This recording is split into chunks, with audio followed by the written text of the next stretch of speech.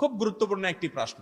আমাদের দেশে স্বামীর প্রতি স্ত্রীর কর্তব্য কি, এই ওয়াজই শুধু বেশিরভাগ শোনা যায়। মহিলাদেরকে ওয়াজ করতে করতে করতে করতে বেচারীদেরকে আমরা কোণঠাসা রাখি, কিন্তু পুরুষরা আমরা মাশাআল্লাহ নিজেকে রাজা রাজা ভাব মনে হয়, তাই না? অথচ স্ত্রীর যেরকম অনেক কর্তব্য আছে স্বামীর প্রতি, স্বামীরও অনেক কর্তব্য আছে স্ত্রীর প্রতি। স্বামীর যে সমস্ত কর্তব্য আছে তার মধ্যে 1 নম্বর কর্তব্য হলো আল্লাহ কোরআনে বলেছেন ওয়াশিরুহুন্না বিল মারুফ। স্ত্রীর সাথে সদাচরণ করতে হবে, সৎ ব্যবহার করতে হবে, সুন্দরভাবে জীবন যাপন করতে হবে, ছেঁচড়ামি করা যাবে। বহুত পুরুষ আছে সংসার করে ঠিক আছে বউয়ের সাথে, কিন্তু ছেঁচড়ার মতো সংসার করে, আছে না নাই? ঘেউ ঘেউ ঘেউ ঘেউ ঘেউ ঘেউ ঘেউ ঘেউ সারাদিন, বাহিরে আসাল ফেরেশতার মতো, আছে না নাই? ইয়া বড় ফেরেশতা, ওনার মতো মানুষ হয় না, ওনার আখলাকে ওনার আচরণে সব ভাঙিয়া চুরে পড়ে, কিন্তু বাসায় আসলে কুত্তার মতো আচরণ করে, আছে না নাই?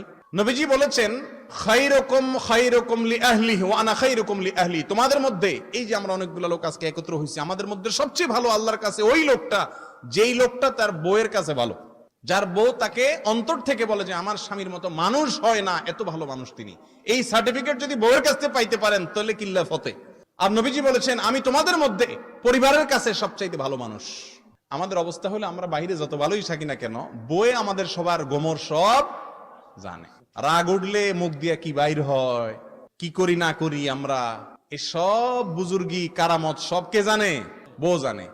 এই জন্য যার বউ তাকে ভালো বলবে, সার্টিফিকেট দিবে, সে ইনশাআল্লাহ আল্লাহর কাছেও ভালো। এই জন্য স্বামীর 1 নম্বর কর্তব্য হলো স্ত্রীর সাথে সদাচরণ করা, ওয়াশিরুহুন্না বিল মারুফ, সুন্দরভাবে জীবনযাপন করা। 2 নম্বর কর্তব্য হলো স্ত্রীর শারীরিক এবং জৈবিক চাহিদার পাশাপাশি তার ভরণ পোষণ যথাযথ নিয়ম অনুযায়ী ব্যবস্থা করা। এটা আলহামদুলিল্লাহ করে সবাই। তৃতীয়ত স্ত্রীর প্রতি তার করণীয় হলো তাকে দ্বীন শিক্ষা দেওয়া, আল্লাহ এবং তার রাসূলের পথে চলতে সাহায্য করা। অনেক স্বামী আছে বাধা দেয়, আরো অনেক বেহায়া স্বামী আছে আরো বরং স্ত্রী ভালো পথে চলতে গেলে বাধা দেয়, আছে না নাই?